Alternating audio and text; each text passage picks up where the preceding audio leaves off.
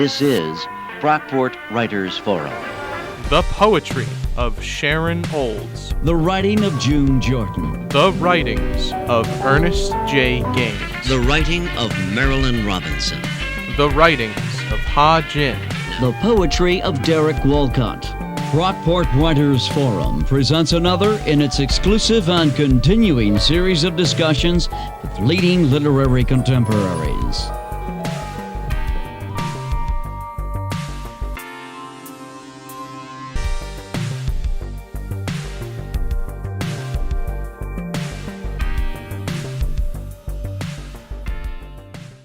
The SUNY Brockport Writers Forum, a program started in 1967 that has involved authors from around the globe. Over 200 authors have been featured at readings and events on the SUNY Brockport campus.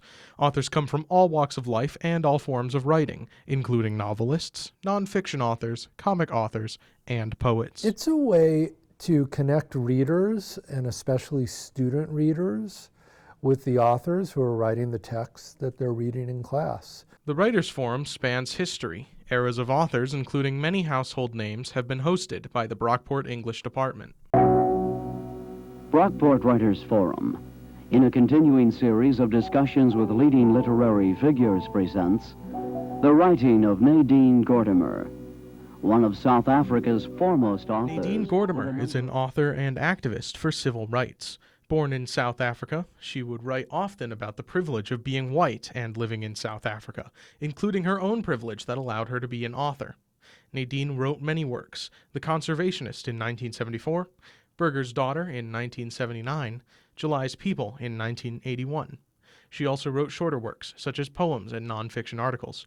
Here's an excerpt from her article, Africa Emergent, from 1975.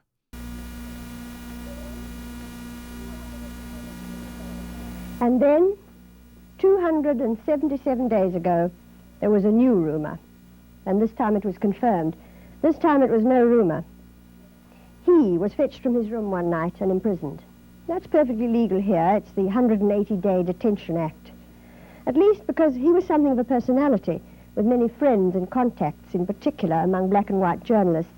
Nadine won a Nobel Prize for her works in 1991, the first person from South Africa to win one for literature.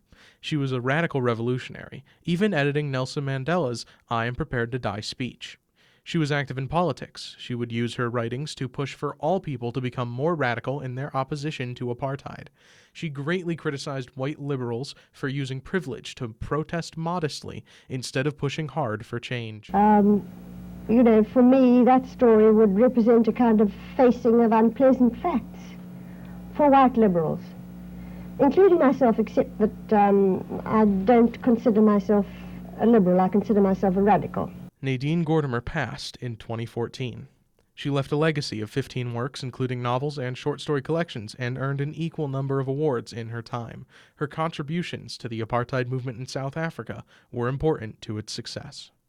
Brockport Writers Forum, in its exclusive and continuing series of discussions with leading literary contemporaries, presents the poetry of Rita Dove. Rita Dove is an American poet and scholar. Like Nadine Gordimer, she wrote a lot about corruption and inequality. One of her works discussed on the Writers' Forum was Parsley, a poem about the dictator of the Dominican Republic and the genocide of Haitian people living there. The dictator used the Spanish word for parsley as a test, knowing that people with Haitian accents had difficulty pronouncing it. Those who could not roll the R in the word were identified and killed.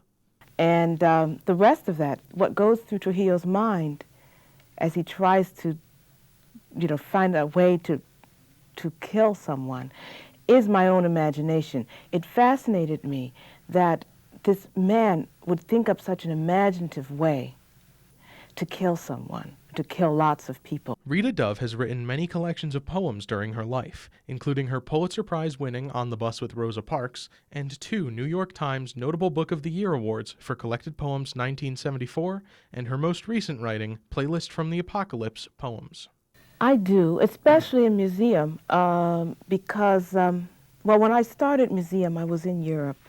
And by being in Europe, living in Europe for a while, I had a way of looking back on America and kind of distancing myself from my experience and looking at history and looking at the world in a different way, because I was in another another mindset. Rita Dove is an outspoken civil rights activist. Over the course of her life, she's accomplished an incredible amount. From 1993 to 1995, she served as Poet Laureate Consultant to the Library of Congress. She was Chancellor of the Academy of American Poets from 2006 to 2012, and in 2018 she became the poetry editor for the New York Times Magazine. Since 2023, she has continued her work by serving as Vice President for Literature at the American Academy of Arts and Letters.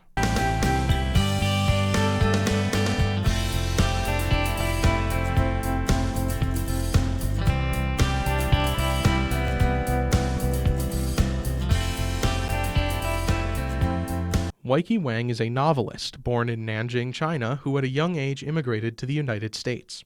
Before her career as an author, she graduated from Harvard with a degree in chemistry.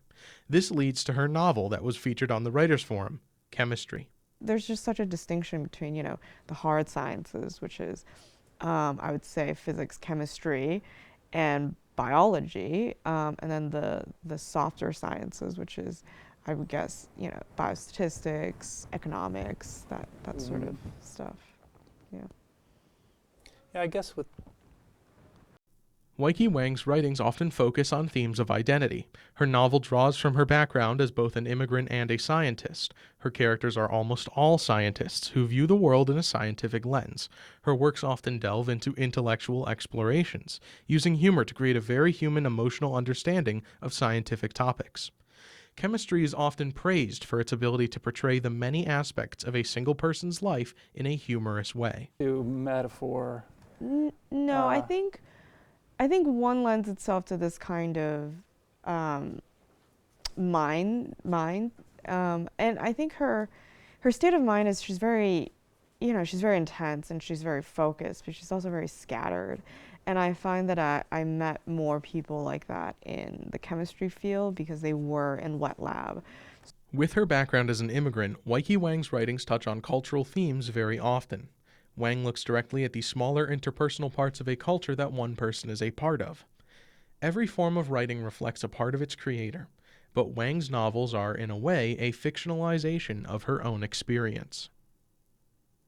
The Writers' Forum is a program for authors of all walks of life to present their writing, whether it's a nonfiction piece, a novel, a comic book, poems, or journals.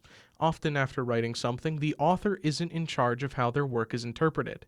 This is called death of the author. In a way, you could say that the Writers' Forum gives life back to the author, giving them a chance to be a part of their story again. Soviet economy, or creative writers who are interested in it in terms of literary art, or literature, history professors, humanities professors who are interested in a sort of culture, right?